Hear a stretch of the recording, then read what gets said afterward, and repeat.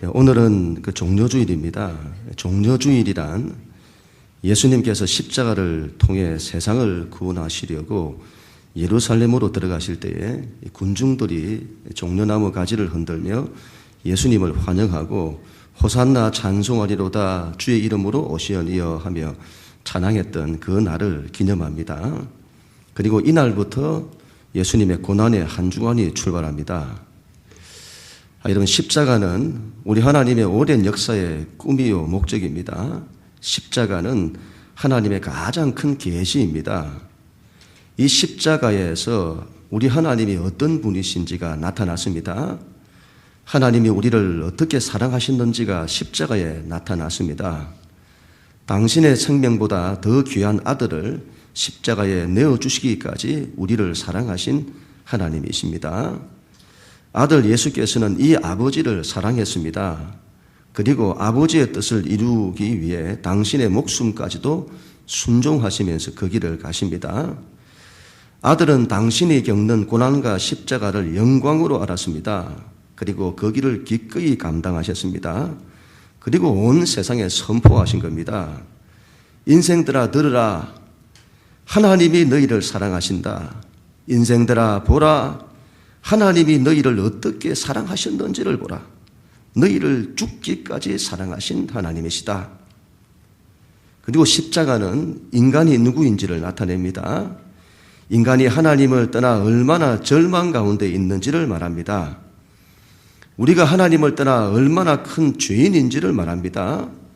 하나님께서 당신의 독생하신 아들을 십자가에 죽게 하시는 것으로만 살릴 수 있는 우리는 그런 죄인입니다.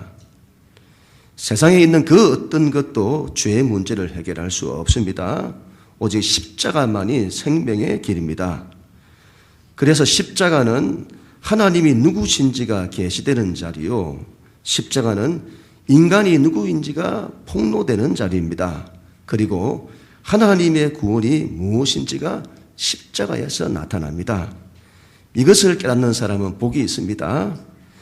예수님의 십자가는 하나님 역사의 클라이막스입니다. 여러분, 드라마 작가라면 연속극을 만들 때에 가장 심혈을 기울여서 만드는 그 부분입니다. 클라이막스죠. 오늘 우리가 읽은 말씀이 그 드라마 클라이막스의 처음입니다. 이런 드라마가 어떻게 전개가 될까요? 그 드라마의 주인공인 예수님은 어떤 마음이셨을까요?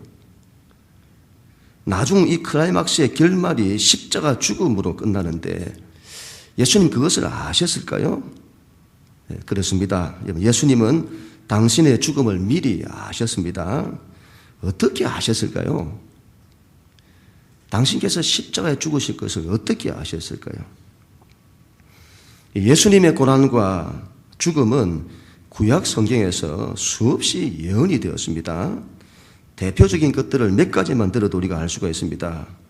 창세기에 아브라함이 아들 이삭을 모리아산에 제물로 바칩니다. 이 사건은 하나님이 당신의 아들을 십자가에 바치는 것을 상징합니다. 그 모리아산에 예루살렘 성전이 세워져 있습니다. 예수님은 당신이 죽으실 장소를 미리 아셨습니다. 바로 예루살렘이죠. 출애굽 사건에서도 나타납니다. 애굽의 죽음의 심판이 일어날 때에 이스라엘 백성의 가정에는 하나님께서 어린 양을 잡아 그 피를 문설주와 임방에 바르게 하셨습니다. 그랬더니 죽음이 넘어간 겁니다. 예수님은 아셨죠. 당신의 죽음과 피로 구원이 이루어질 것을. 시편에서도 수없이 나타납니다. 내 하나님이여, 내 하나님이여, 어찌하여 나를 버리시나이까. 예수님은 아셨습니다. 이 고백이 당신의 고백이 될 것을. 그래서 십자가에서 말씀하시죠. 엘리 엘리 라마 사박다니, 나의 하나님 어찌하여 나를 버리시나이까. 이사야서에서도 나타납니다. 이사야서에서 장차 메시아가 올 것이다. 장차 너희를 구원할 구원자가 올 것이다. 그 메시아가 고난당하는 종으로 온다. 그가 찔림은 우리의 허물 때문이요 그가 상함은 우리의 죄악 때문이다. 그가 징계를 받음으로 우리가 평화를 누리고 그가 채찍에 맞음으로 우리가 나음을 입었도다. 예수님은 아신 거죠. 당신이 어떤 고난을 겪으실 것을. 그리고 제자들에게 당신 자신의 죽음과 부활을 몇 번이나 예언을 하셨습니다. 예수님은 구약의 예언을 성취하십니다. 그 예언이 어떻게 성취가 될까요? 어떻게 하나님의 구약에 나타난 그 예언의 말씀이 어떻게 현실화될까요? 어떻게 우리 현실 속에서 구체화될까요? 궁금하죠? 하나님의 구원의 드라마의 그 클라이막스가 어떻게 출발을 할까요? 우리 28절, 예수께서 이 말씀을 하시고 예루살렘을 향하여 앞서 가시더라. 이런 그냥 지나칠 수 없는 말씀입니다. 예루살렘으로 들어가는데 예수님께서 예루살렘을 향하여 앞서서 가시더라. 만약 우리가 여러분 그런 상황이었다면 그렇게 할 수 없는 일이죠. 예루살렘에 들어가면 고난과 죽음이 기다리고 있습니다. 그 길은 앞서서 가야 할 길이 아닙니다. 주춤거려야 하고 망설여야 하는 길입니다. 그런데 예수님께서는 지금까지와는 다른 행동을 보이십니다. 예수님이 앞서서 가시는 겁니다. 우리는 여기서 예수님의 적극성을 봅니다. 앞서서 가시니라. 예수님께서는 십자가의 이 길을 적극적으로 걸어내십니다. 마치 이런 군대로 하면 전쟁터에서 장군이 죽음을 두려워하지 아니하고 칼을 뽑아 들고는 부하들에게 외치는 겁니다. 살고자 하는 자는 죽을 것이고 죽고자 하는 자는 살 것이다. 그리고는 너희는 나를 따르라. 그렇게 외치는 거죠. 그런 모습입니다. 두려움 없이 단호하게 앞으로 나아가시는 모습입니다. 예수님께서는 예루살렘에 들어가실 때 죽을 것을 각오하셨습니다. 요즘 제가 보는 그 신문에 얼마 전 그 부인을 잃은 김종필 전 총재에 대한 연재가 지금까지도 계속 나오더군요. 이번 주 신문 글에서도 그런 부분이 이렇게 나왔는데요. 이 박정희 전 대통령과 함께 5.16 사건을 일으킨 것에 대한 내용들인데 여기에 대해서는 정치적인 입장이 다를 수 있기 때문에 제가 다른 것에 대해서는 말씀드리지 않겠습니다. 그런데 이 어떻게 그 적은 수의 그 인원을 가지고 혁명을 일으키고 세상을 뒤집어 엎을 수 있느냐 하는 겁니다. 김종필 전 총재가 이런 말을 하더군요. 혁명은 사람의 수에 많고 적음에 있지 않습니다. 혁명은 의지에 있습니다. 그때 우리는 죽기를 각오했습니다. 그 일이 실패되면 전부가 다 죽는 거죠. 그것을 알면서 그 죽음을 각오하고 그 일을 한 겁니다. 죽기를 각오한 거죠. 이런 생각이 들었습니다. 세상도 세상을 바꿀 때 죽기를 각오하는구나.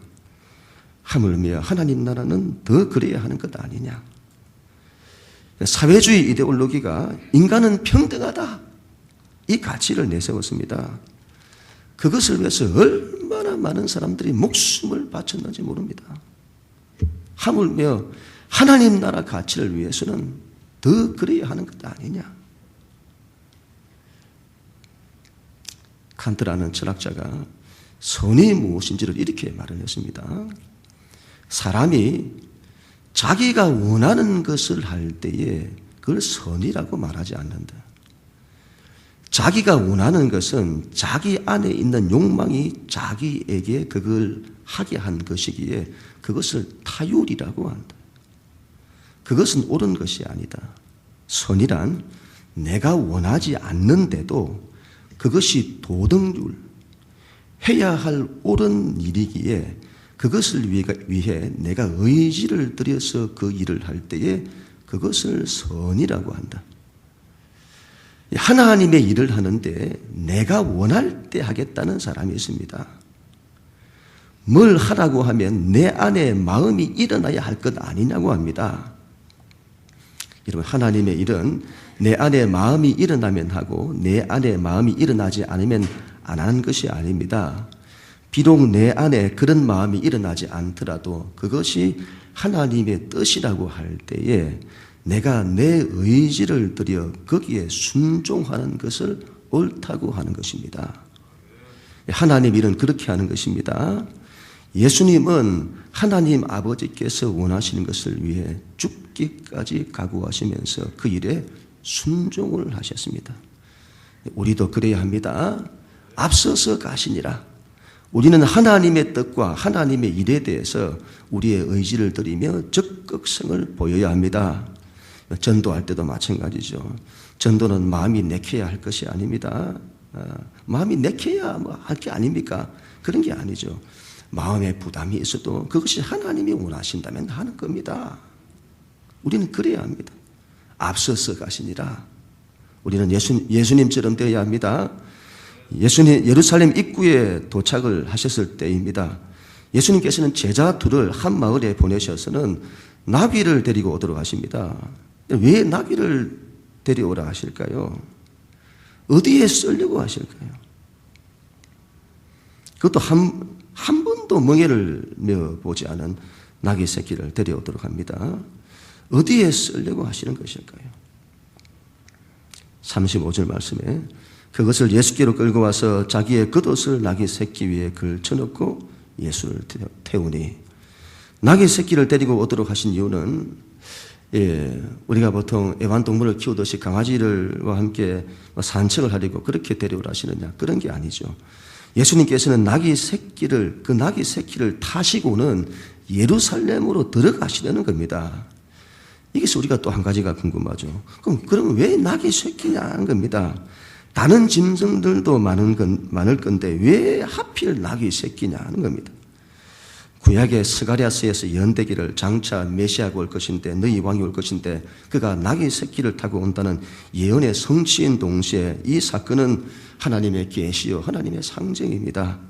예수님이 어떤 분이신지를 나타내시는 겁니다. 예수님께서 나귀 새끼를 타고 예루살렘에 들어가시자 군중들이 환호하기 시작했습니다.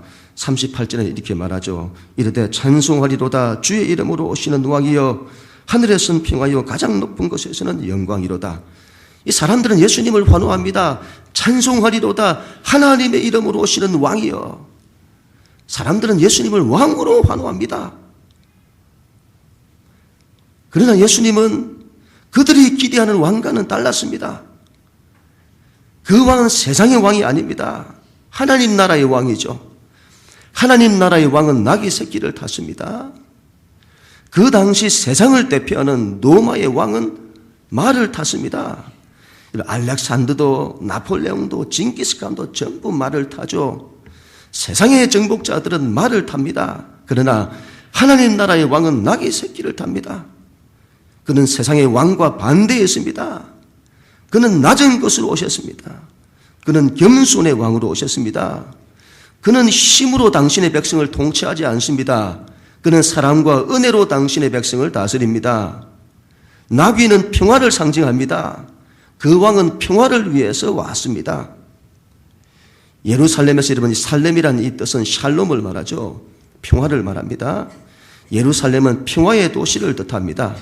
예수님은 평화의 왕으로 오시는 거죠. 그리고 그 왕은 우리를 위해서 당신의 전부를 희생하십니다. 우리를 살리려고 당신의 목숨을 십자가에 내놓는 왕입니다. 선한 목자는 자기 양들을 위해 목숨을 버리느니라. 여러분, 저는 이 예수님이 좋습니다. 저는 이 왕이 너무 좋습니다. 세상 나라의 왕이 아니라 하나님 나라의 이 왕이 나를 다스리는 것이 너무 좋습니다. 이 예수님이 나를 사랑하시는 것이 너무 좋습니다. 저는 이 예수님을 통해 나타난 하나님이 너무 좋습니다.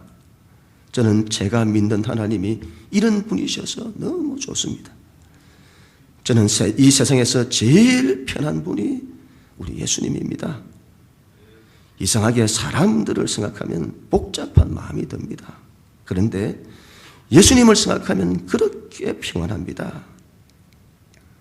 그분께서 나를 아신다고 합니다. 나의 중심을 아시고 나의 형편을 아십니다. 그것이 얼마나 감사한지 모르겠습니다. 세상 사람들이 날 몰라줘도 주님은 나를 아신다고 하시니 감사하고, 나의 작은 시름에도 귀를 기울이시고 나의 작은 아픔에도 응답하신다니 감사합니다. 그분은 심령이 가난한 자를 오라 하시고 마음이 애통하고 눈물 짓는 자를 오라 하시고 의를 위해 핍박을 받는 자들을 오라고 하십니다. 그리고는 그런 자를 복이 있다 말씀해 주시니 감사합니다. 그분 앞에서는 고백 못할 게 없습니다. 이상하게 그분 앞에서는 나의 깊은 죄까지 고백이 됩니다. 사람들 앞에서는 안 되는데 예수님 앞에서는 됩니다. 자, 지난번에 이제 이 프레젠테이션을 할 때였습니다. 사람은 낯선 환경에서 낯선 사람들 앞에서 발표를 하면 긴장이 되는 법입니다. 우리가 사람 앞에 서면 늘 좀 그렇죠. 그런데 예수님 앞에 서면 그렇지가 않습니다. 평안이 오죠. 그래서 저는 발표를 할 때는 늘 주님 앞에서 하려고 합니다. 주님 앞에서. 그러면 자기를 과장할 필요도 없고 잘 보이려고 할 필요도 없고 다른 사람이 나를 어떻게 판단할지 신경 쓸 필요도 없고 그냥 평안이 찾아옵니다. 주님은 우리에게 늘 그런 분이죠. 나에게 가장 친한 친구가 있다면 예수님이시고 나에게 가장 존경하는 스승이 있다면 예수님이시고 나에게 가장 사랑하는 분이 있다면 예수님입니다. 저는 예수님께서 나귀 새끼를 타신 왕이셔서 너무 좋습니다. 저는 그분의 통치와 다스림을 받을 것입니다. 다른 어떤 것이 나를 지배하고 통치하는 것을 저는 단호히 거부합니다. 단언컨대 그분은 우리의 삶을 사랑으로, 은혜로, 평강으로, 복된 길로 인도하실 것입니다. 예수님은 제자 둘을 보내시면서 이렇게 말씀을 하셨습니다. 우리 31절 말씀인데 우리 이 말씀은 같이 한번 우리 한 목소리로 한번 같이 한번 봉독하겠습니다. 31절 시작. 만일 누가 너희에게 어찌하여 푸느냐 묻거든 말하기를 주가 쓰시겠다 하라 하시매. 아멘. 제자들이 마을에 가서 나귀 새끼를 풀어서 데리고 올 때에 나귀 임자가 묻는 거죠. 아니 누구신데 아니 왜 남의 나귀 새끼를 풀어서 가져가려 합니까? 그때 제자들이 말합니다. 주께서 쓰시겠다. 예수님께서 쓰시겠다고 하신다. 그 말에 나귀 임자는 그것을 내어주었습니다. 예수님께서 오병이어의 기적을 이루실 때였습니다. 예수님께 모인 사람들만 5,000명이었습니다. 식사 시간이 되었습니다. 예수님께서는 제자들에게 말씀을 하시죠. 너희가 이들에게 먹을 것을 주어라. 이해가 되지 않죠. 제자들에게 무엇이 있습니까? 자기들에게 뭐가 있어서 이 많은 사람을 먹일 수 있습니까? 이건 불가능한 일이죠. 그런 형편을 누구보다 잘 아실 예수님께서 왜 제자들에게 그런 말씀을 하시는 것일까요? 예수님은 가르치시는 겁니다. 하나님의 역사를 어떻게 감당해야 되는지를 가르치시는 겁니다. 한 아이가 물고기 2마리와 떡 5개를 내어놓았습니다. 아마 그 아이의 도시락이었던 것으로 보입니다. 그런데 예수님께서 쓰시겠다고 하니까 그것을 내어놓은 것이죠. 예수님께서는 그것을 하늘을 우러러 축복을 하시고는 떡을 떼었는데 오병이어의 기적이 일어난 거죠. 주가 쓰시겠다고 하라. 그때 우리는 여러분 이 어린아이처럼 순종을 해야 합니다. 주가 쓰시겠다고 하라. 그런데 이걸 아까워하는 사람이 있습니다. 하나님이 쓰시겠다고 하시는데 아까워하는 사람이 있습니다. 이 나귀 임자는 나귀 새끼 하나 내어준 것뿐인데 그 순종을 통해서 예수님 가시는 길이 예비가 되었습니다. 아마 이 나귀 임자는 두고두고 사람들에게 말했을 겁니다. 이 남자들이 군대를 갔다 오면 얼마나 군대 이야기를 많이 하는지요. 어디를 가도 군대 이야기. 아마 이 나귀 임자는 더 그랬을 겁니다. 평생을 두고 예수님께서 내가 가진 낙의 새끼를 타고 가셨다고 평생을 두고 자랑하고 아마 말했을 겁니다. 왜 낙의 새끼를 풀어 가시느냐? 어디다 쓰려고 하시느냐? 이런 의문은 낙의 새끼도 마찬가지였을 겁니다.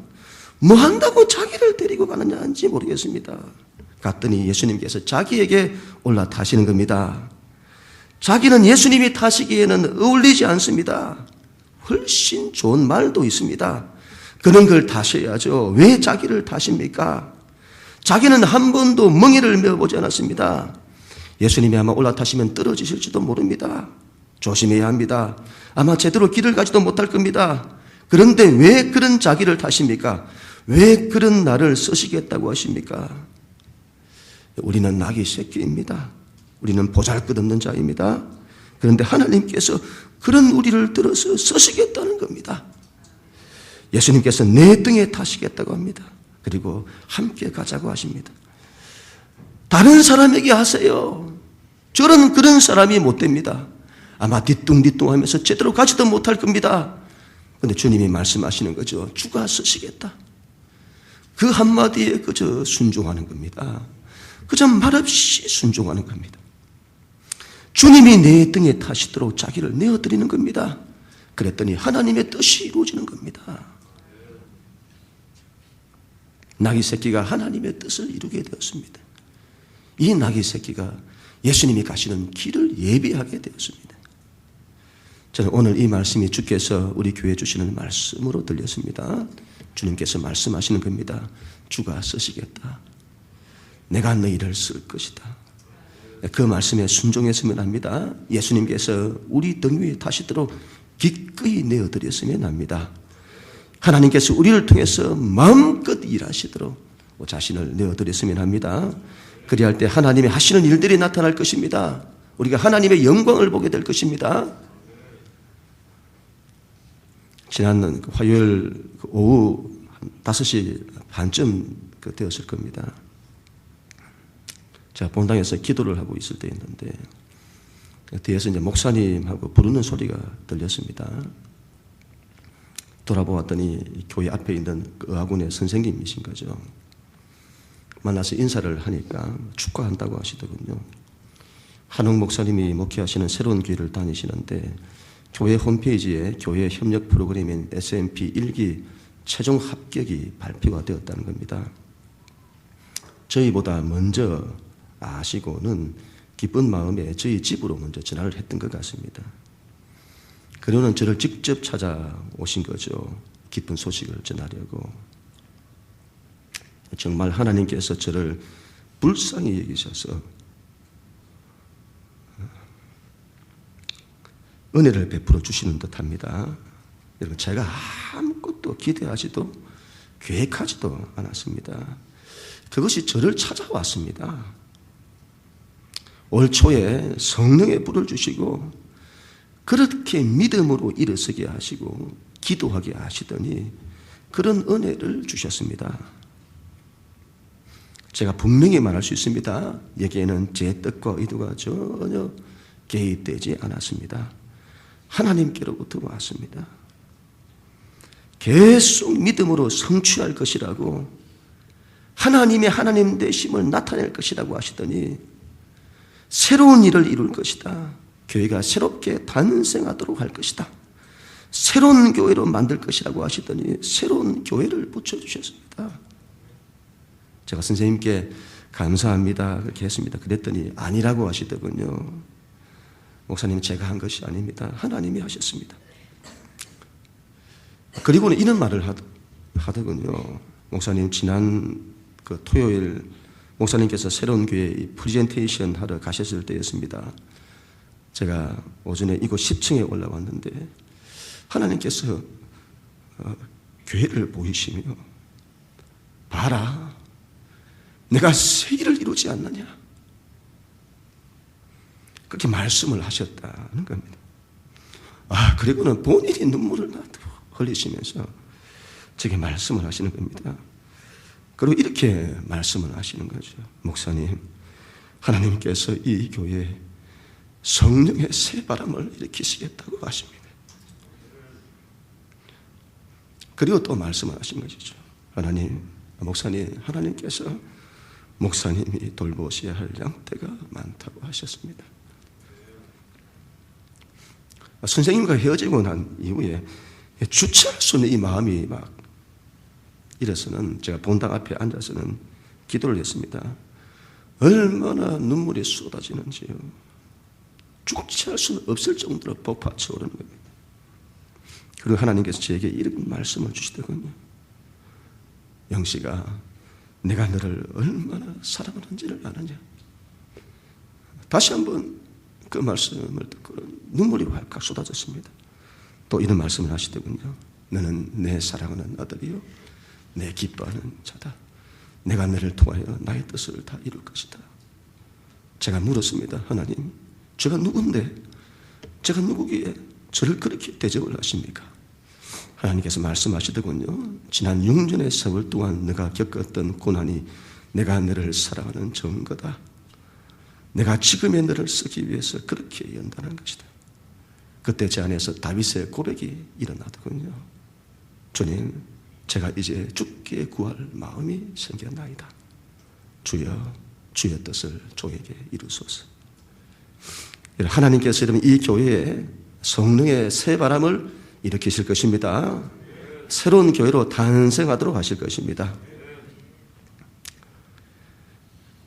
갑자기 하나님의 때를 또 보게 하셨습니다. 구원의 때가 가까이 왔다고 하셨는데 그 때를 보게 하셨습니다. 이번 여러분 주가 고난주간입니다. 그리고 다음 주일이 부활주일입니다. 이런 마음이 들었습니다. 이번 고난주간이 지난 6년의 세월을 마무리하는데 예수님께서 십자가에 못 박히시고 죽으시는데 예수님과 함께 교회에 지난 6년의 세월이 십자가에 못 박히도록 하실 것이다. 예수님의 죽음과 함께 십자가에 죽을 것이다. 그리고 예수님께서 3일 만에 살아나신 것처럼 다시 살아날 것이다. 지금까지 말씀과 기도 가운데 계속 구원의 때가 가까이 왔다. 내가 길을 만들 것이다 하고 하시더니 그때가 바로 이때가 아닌가 하는 마음이 들었습니다. 여러분 이제 때가 가까이 온 듯합니다. 우리가 십자가에 죽고 다시 태어날 것입니다. 3일 만에 살아날 것이라고 하셨는데 교회가 3일 만에 살아날 것입니다. 예수님께서 부활의 첫 열매 되시듯이 교회가 새로운 모습으로 이제 부활하고 탄생하게 될 것입니다. 이 일에 모든 교우들이 마음을 같이 했으면 합니다.